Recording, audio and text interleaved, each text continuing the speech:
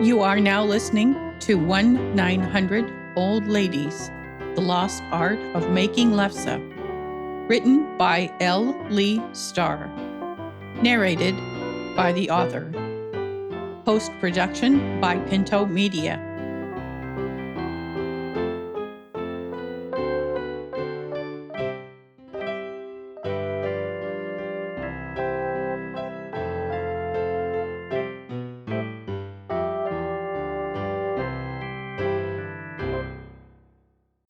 Chapter 2. You start by scrubbing the potatoes in the sink with brush and clean water. Get all that dirt and manure off them before you throw them in the stock pot. Then you fill the pot with water and boil. Keep an eye on them and don't let the ones on the bottom burn. And don't peel them before. You just boil the thickens out of them until they are good and soft. Sigrid Sigurdsson. Stanley Peters drove his rusty Chevrolet pickup truck to the Trading Post Bar and Grill, hobbling through the front door and up to the bar. He let out one long grunt as he sat down on his favorite bar stool.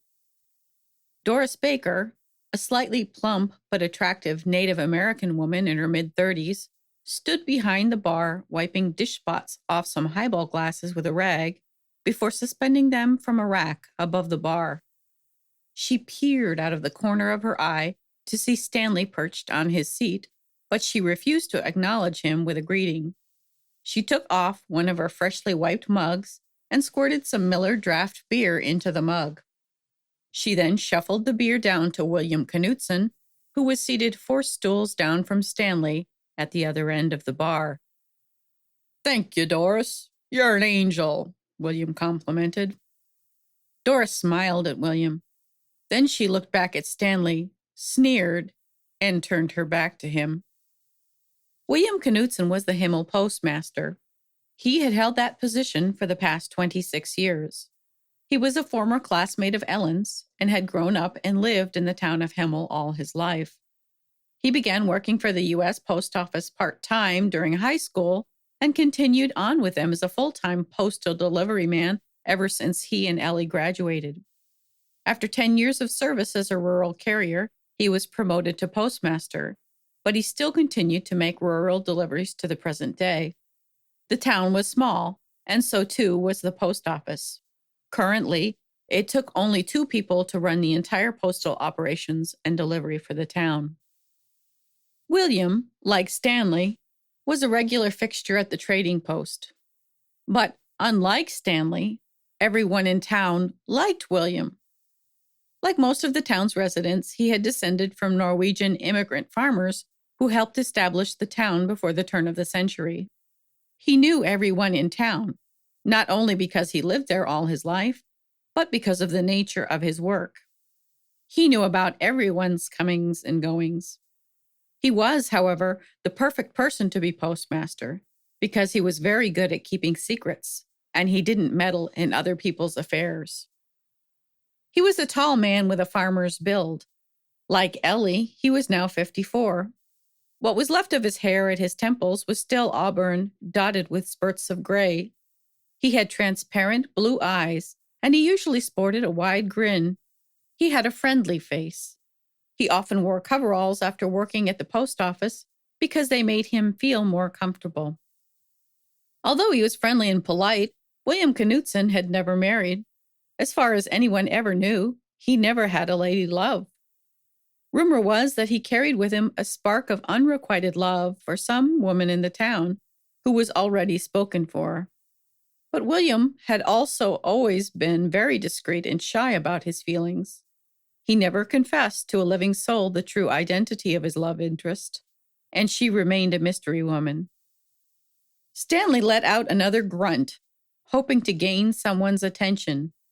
Disgusted at the realization that he was being ignored, he cried out to Doris, "Hey, barkeep, what's a guy got to do to get a drink around here?" Doris glared up at Stanley. "Pay their bar tab. Yours capped out at $100. "Oh, come on. Just one drink," Stanley demanded. Doris pulled a beer mug off the rack above her head and squirted water into the glass, serving it to Stanley.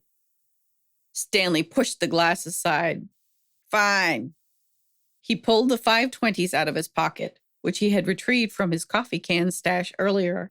He slapped the wad down on the bar and pushed it toward her. Doris picked up a clean, old-fashioned glass from behind the bar. Then she grabbed a fifth of Jack Daniels and poured the glass for Stanley, setting the fifth back in front of the bar mirror. She apathetically dropped the glass on the bar with her right hand as she scooped up Stanley's wad of bills with the left. Bitch, Stanley whispered under his breath. What's that? Doris asked, putting her hand to her ear. Nothing, Stanley replied. Stanley was a hateful person who was hated by everybody in town, but William Knudsen never really carried much of a grudge. He moved one stool over, attempting to make pleasant conversation with his fellow barfly. Looks like it's going to get a little nippy again, eh, Stan? Stanley grunted again as he gulped down the entire glass of bourbon. He slammed the glass down on the bar, squinted, and smacked his lips. He motioned for Doris to pour him another. It's too damn cold in this place, he answered. William laughed. It's just getting cold, Stan. After all, this is North Dakota. Pretty much it's cold all the time, except for 2 weeks in the summer. What you going to do? As William posed his rhetorical question, he held up his beer and toast, and then took a swig. I need to move out of this shithole, Stanley replied. Doris poured him another glass of bourbon, which he again swilled down, almost as if he had swigged down the plain glass of water. You and Miss Ellie going to move? William inquired. I'm thinking about moving in with Stan Jr. in Tucson, Stanley commented. Well, that should be an adventure for Miss Ellie. She's never been out of the state, has she? I'm going alone. Stanley seemed kind of annoyed at William's questions. Doris took a sudden interest in the conversation and chimed in. And leave poor Miss Ellie behind? She can rot here for all I care. He swigged down his second glass of bourbon and motioned for another. That bitch has been trying to poison me ever since I married her. She can fucking freeze up here as far as I'm concerned. Doris looked at Stanley as she hesitantly poured him another drink. I don't know how Miss Ellie has stayed with you all these years. Everybody in town loves her. She was my favorite teacher. Paul's too. Doris Baker was a woman of Native American heritage. Her father was primarily of German ancestry, but her mother descended from the Lakota tribe. She had an older brother named Frank. Both Doris and Frank were named after Doris Day and Frank Sinatra by her mother, after she had seen the first and only movie she ever saw during her lifetime. That was the 1954 movie, Young at Heart. Doris's mother died when she was 5 from what Doris's father dramatically called a broken heart.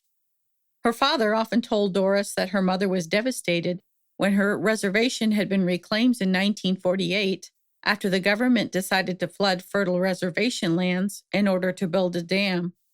Ever since the tribes were relocated to Newtown, leaving Doris's mother behind, her mother's health began to deteriorate. In retrospect, Doris figured that her mother had probably died of complications from undiagnosed type 2 diabetes, a condition from which she now suffered. Having lost her mother at a very young age and having to grow up in North Dakota biracial, Doris found it very hard to get along in school. Ellie had taught for many years at Doris's school, a one-room elementary schoolhouse for grades 1 through 8. Doris felt a special connection with Miss Ellie, as she and most of the younger townsfolk fondly called her. She recalled one morning when she took the school bus on the way to school. She was in the 2nd grade. She always kept to herself, since the other students on the small bus were primarily white. One morning, Eric and John Dickinson decided that they would tease poor Doris. Eric and John were in the 3rd and 4th grades, respectively. They were scrawny and had curly red hair and freckles. They started calling Doris names. Little fat Doris, squash it, Eric teased. Shut up, Doris warned. If you don't shut up, I'm going to beat you with my lunchbox. Seeing that she was clearly upset seemed to encourage the two brothers to provoke her even more. Pretty soon, the two boys were chanting, squash it, over and over. So when upset Doris grabbed hold of her brand new, prized Mary Poppins metal lunchbox and whacked Eric Dickinson repeatedly in the nose until it bled profusely. With tears streaming from her eyes, she demanded, "You take that back! Take it back!" Eric screamed in pain, and his older brother John yelled at Doris to stop. But she kept demanding that Eric take his racist comments back as she continued to mercilessly wail on him. The combined sounds of childish screams and banging metal forced the bus driver to look back into her rearview mirror in order to survey the situation. Okay, Eric blubbered. I take it back. Now stop! By this time, Edna Krause, the school bus driver, had stopped the bus to intervene on Eric's behalf. She pushed Doris back into her seat as Eric sobbed uncontrollably, tending to his bloody nostrils. The rest of the students sat, flabbergasted, after witnessing Doris's outburst.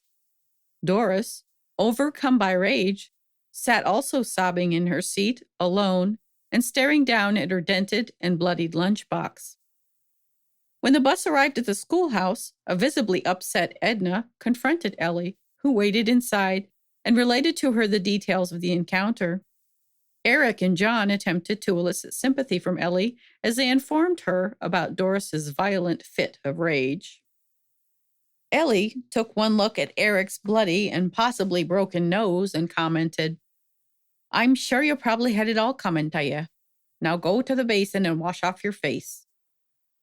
Doris sat outside on the steps of the old one-room schoolhouse, still in tears. Ellie sat down beside her and tried to comfort her. "I know, hon. Boys can be cruel sometimes. Don't let them get the best of you." Doris looked up at Ellie with tear-filled eyes as she wiped them.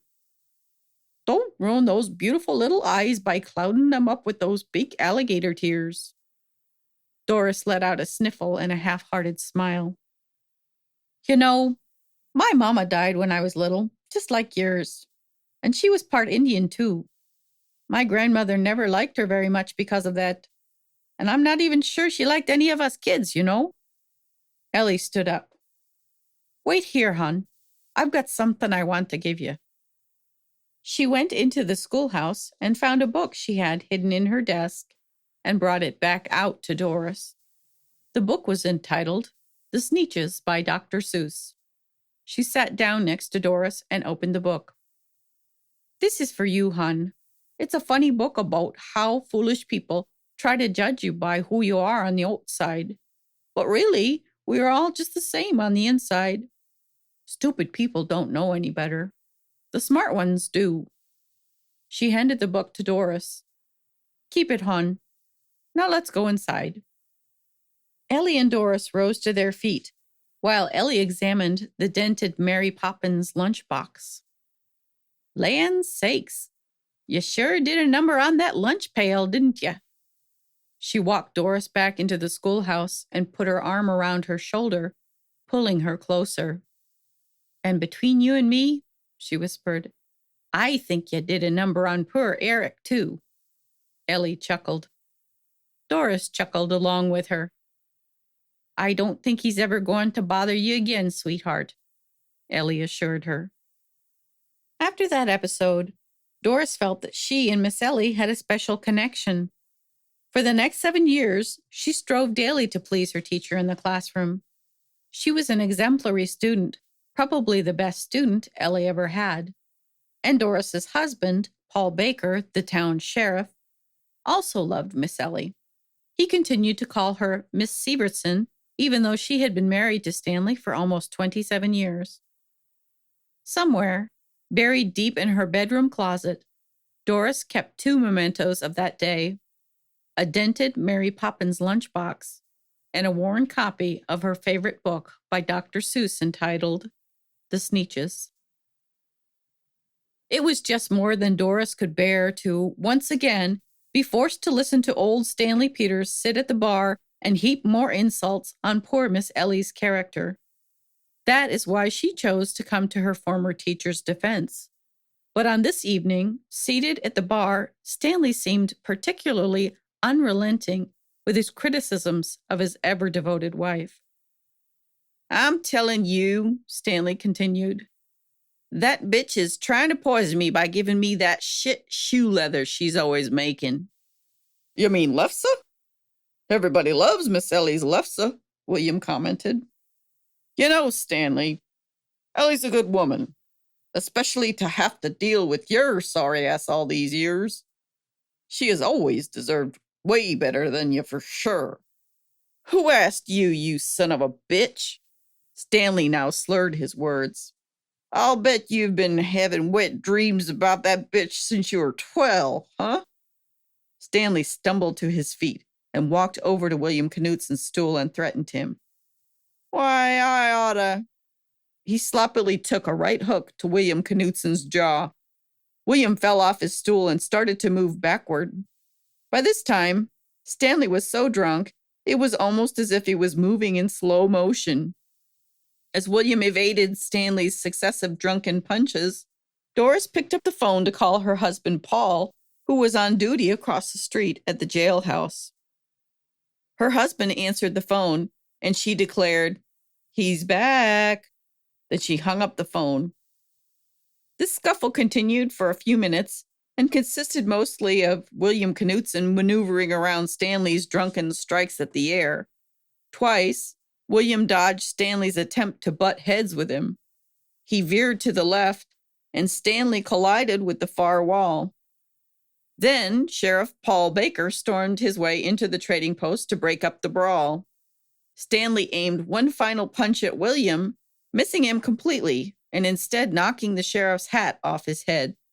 The sheriff grabbed Stanley by the shoulders, led him out the front door, and pushed him to the ground, face down. "You need to go sleep this off in your truck," the sheriff commanded. Stanley grunted again.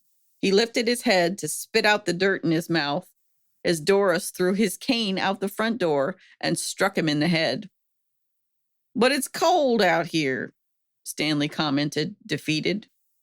"You should have thought about that before you started sucking down your whiskey and looking for a fight, eh?" William Knutson added.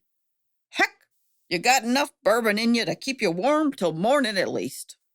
And don't you dare try to drive like that, or I'll gladly throw you in jail.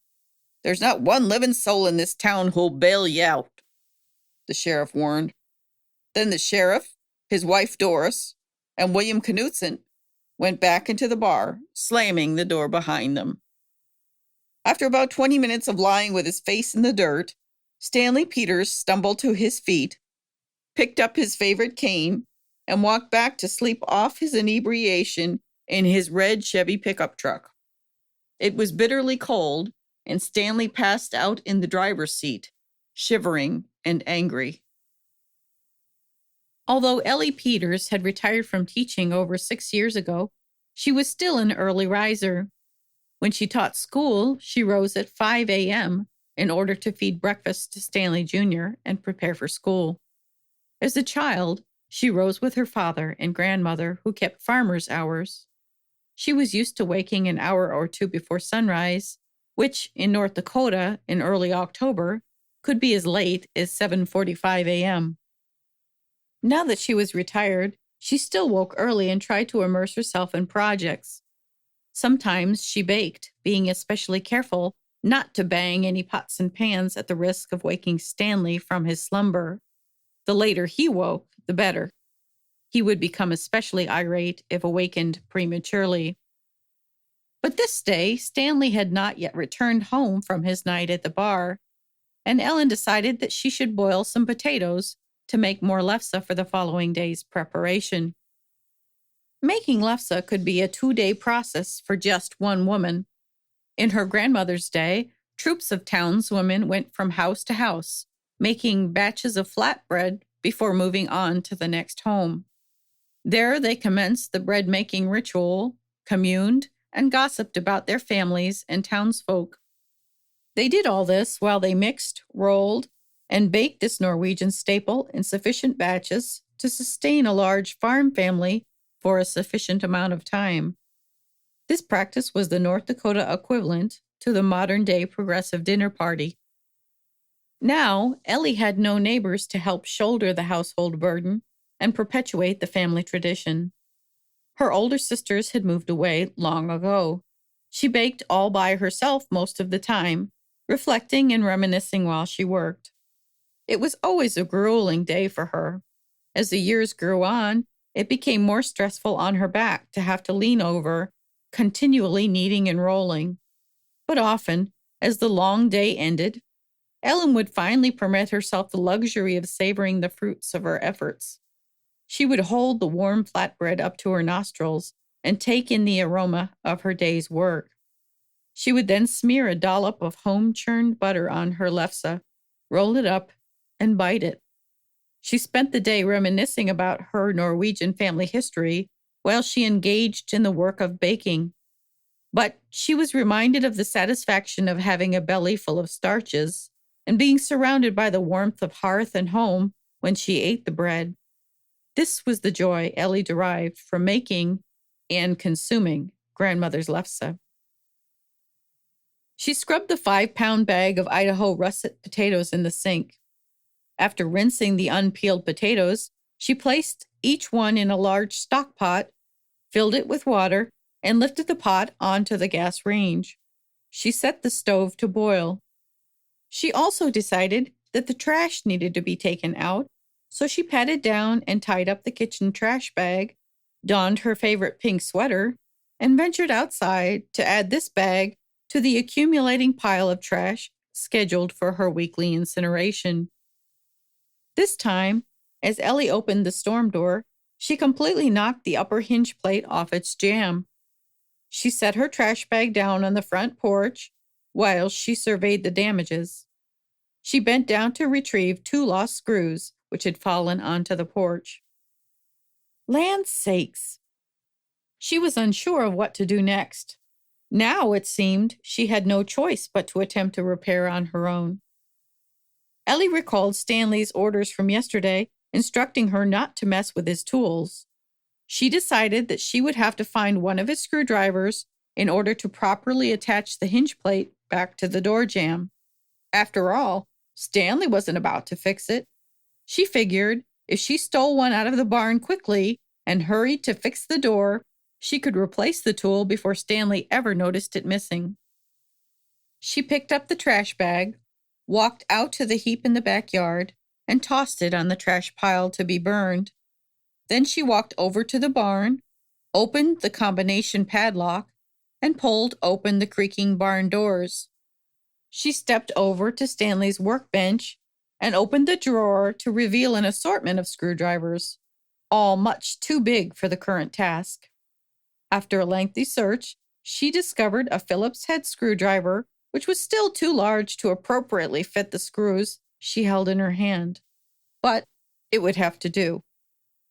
There was nothing remarkable about this screwdriver or any of the tools which Stanley had hoarded over the years. This was a standard Phillips head with a hard, transparent yellow handle and 12-inch shaft. One could buy this at any hardware store, gas station, or drugstore. This one was also definitely more screwdriver than Ellie's job required, but it seemed to be the smallest one that Stanley owned. As she made her way out to the house to repair the storm door, she wondered how on earth Stanley could have fostered such an attachment for a bunch of meaningless tools, such as this screwdriver she now carried in her right hand. The task of repairing the storm door hinge took 5 times longer than it needed to, simply because Ellie's choice of tools was inadequate. Several times, she managed to let out a "for heaven's sake" and a "gosh darn." Her grip slipped once, and she cut her left index finger with the screwdriver. She uttered an almost irreverent "my goodness" as she stopped to examine and bleed her wound. That was as far as Ellie's expletives ever went. But soon the hinge plate was reattached, and she proudly stood back to admire her accomplishment. She fixed the storm door by using the wrong tool for the job and without the help of Stanley. Her father encouraged her to be self-reliant.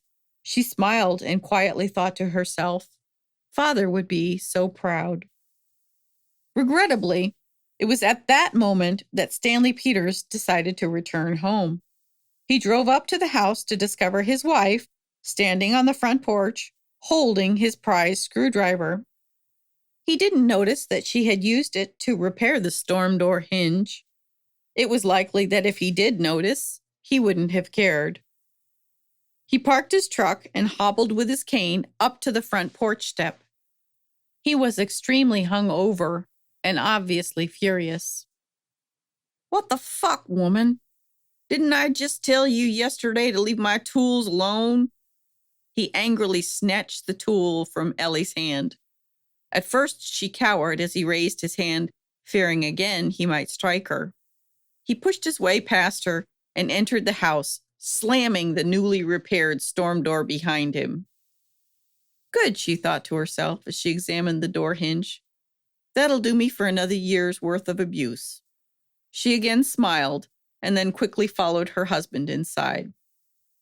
Stanley slammed the screwdriver down on the modest kitchen table and sat down at the far end of the dinette. He noticed the stack of bills, which Ellie had brought in the day before. "Would you like some breakfast, dear?" Ellie inquired cheerfully. "Hell no, woman. Just make me some coffee for this hangover," he demanded. "Certainly, dear." As Ellen put the kettle on for coffee, Stanley flipped through the bills. He opened a few marked past due by tearing the short end of the letter, holding the torn end to his face and blowing it open. Then he reached 2 fingers in to yank out the bill, unfolded it, and read it. Ellen observed the manner in which Stanley reviewed the mail. That was the way Stanley opened every letter and bill he had ever gotten during his lifetime. Each letter was violently ripped at the side and its contents fiercely extracted like a hunted animal being butchered. Perhaps it's Stanley's way of conquering the mail, she comically thought to herself.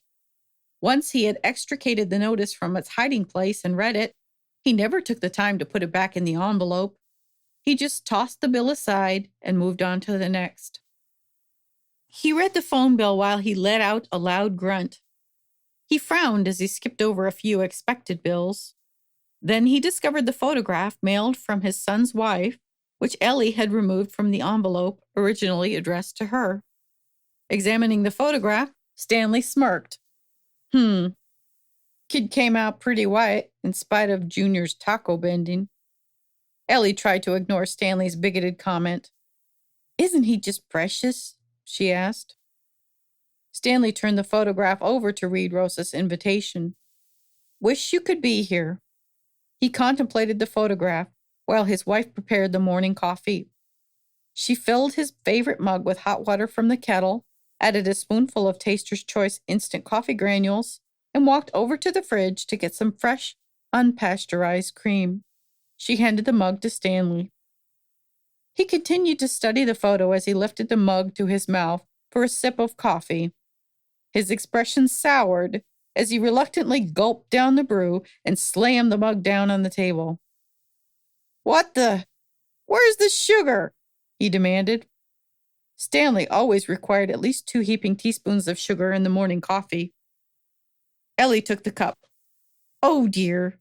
I'm sorry. I must have forgot. I'll fix—" "Forget it." Stanley stood up and grabbed his cane. "What's wrong with you? You're a fucking moron." Stanley left the room, once again angry. He shuffled past the living room into his first-floor bedroom, pounded his cane, and screamed another endless stream of obscenities. His frail wife stood in the kitchen, still able to hear his curses at the far end of the house. The potatoes boiled over into an uncontrolled foam, which flooded out of the stockpot and dripped onto the stovetop. She turned down the heat and followed him to his bedroom. Stanley pulled out a worn Samsonite suitcase from his closet. He opened and slammed drawers and pulled out piles of clean clothes from his bureau and nightstand. He piled clean jeans, underwear, and socks, which Ellie had previously laundered and folded, into a careless heap at the center of his suitcase. He packed as many items as he could manage into the Samsonite. "Where are you going, dear?" Ellie inquired innocently.